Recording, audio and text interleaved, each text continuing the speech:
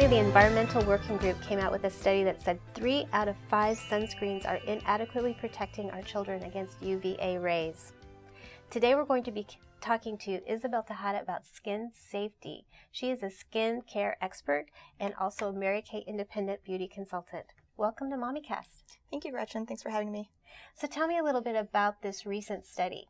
Well, the Environmental Working Group came out with this study, and it was pretty shocking, and they're actually working with the FDA to improve the labeling to make sure that this isn't a disparity anymore, because as a mother, you know that this is actually very, very much alarming. Right, and I'm wondering why they think that 3 out of 5 sunscreens are inadequate. I mean, what is it that's missing?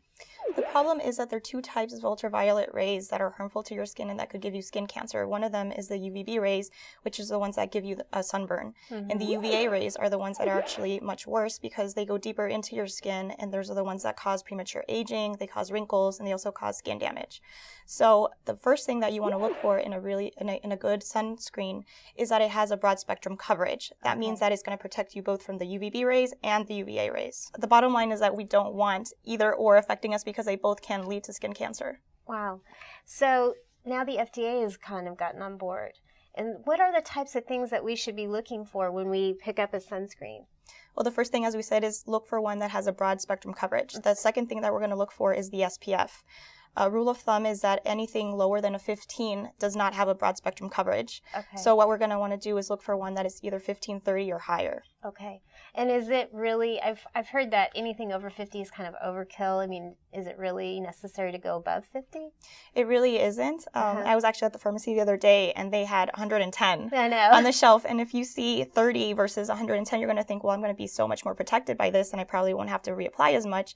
And that's not really the case. The effectiveness of a 30 is very comparable to one of 70 or 90. So I would just stick between the 15 and 50 range. So how often should you reapply the sunscreen? It certainly depends on your physical activity, but obviously if you're going to be out in the sun, you're going to be sweating. And if you're going to be out in the pool or in the beach, you're going to want to reapply as much as possible. So perhaps once an hour, once an hour and a half, depending on how much physical activity you're getting in. See, I think people don't really realize that, especially when you have sunscreens that say they're kind of waterproof.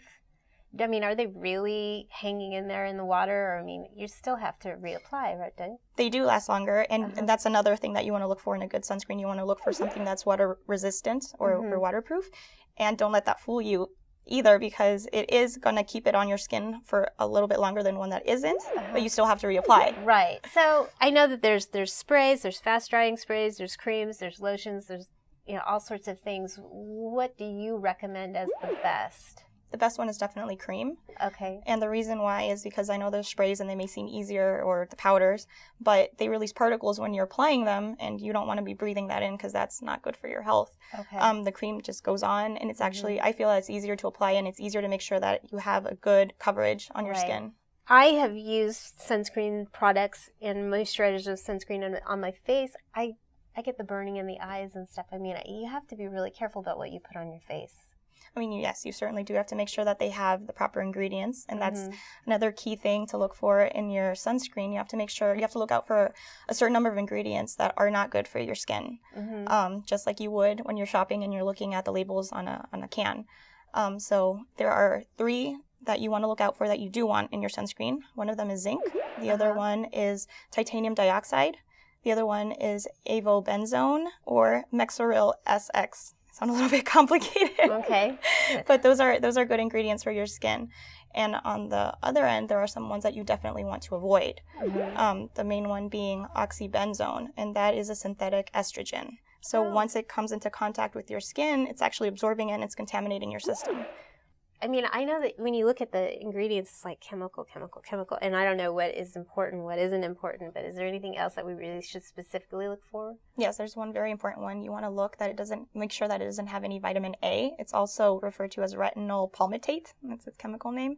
The reason being that some recent government studies have shown that sunscreens that have vitamin A in them actually make tumors and lesions develop a lot more quicker. Really? So, yes, and about 1/3 of the sunscreens on the market have vitamin A, so you really want to be careful that you do not purchase one that has Why it. would they put vitamin A in there? Do they think it's a helpful ingredient for the skin, or? Vitamin A is, it has other properties, but mixed with the sunscreen, it does not. It actually has adverse effects.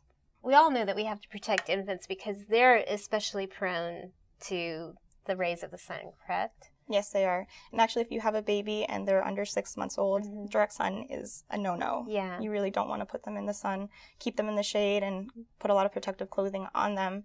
And if you are in a situation where you feel like they would need a little bit of sunscreen, always consult with your doctor first. Because they're pretty young. And then toddlers, that's the hard part because they're a moving target. Oh, yeah. They're really hard to capture to get anything on them. Well, and since they're so young, you also need to make sure that they don't have any irritancies or any allergies to sunscreen. So it's always best to test a little spot in their skin before you're actually going to be out, wherever you're going to go. Make sure that they don't have any reactions to it. And once, you find out that they're okay, then you got to slather them, chase them down, slather them, and reapply as often as possible because they are going to be getting into stuff. They're going to be sweating and it'll rub off eventually. Right. So also protective clothing. Yes. Even though it's hot. Yes. You need it. Your best sunscreen is not sunscreen. It is protective clothing. Really? So you're going to want to, dress up as best as you can. Sunglasses are key because you can get cataracts if you expose your eyes to the sun too much. Wearing hats is also very important. And lip balm on your lips because your lips are also exposed. And is there a special time of the day that you should, I've heard, get out of the shower and apply your sunscreen. Is that really true? Actually, no. Timing is very important.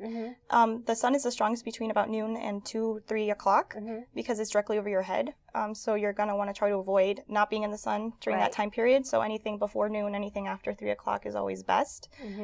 And don't apply out in the sun. You should, not as soon as you get out of the shower, but you should apply it at least 15 minutes before you leave the house. Well, Isabel, thank you so much. This has been great information. Thank you, Gretchen. For more on sunscreen and how to protect your children and your family, go to mommycast.com. We also have information on how you can get a hold of Isabel and some of the great sunscreen products that are available. Hi there. Thanks for watching. And if you want to talk to us some more, you can find us on Facebook, facebook.com/mommycast. Mama, don't you know you keep the whole world turning round? Mama, don't you know you keep the whole... There's a really bad statistic with men. Men actually do not wear a lot of sunscreen. Oh, okay. And I know this is mommy, and I told her I know this is mommy cast, but daddies also need to wear their sunscreen. Yeah, that's true. Yeah.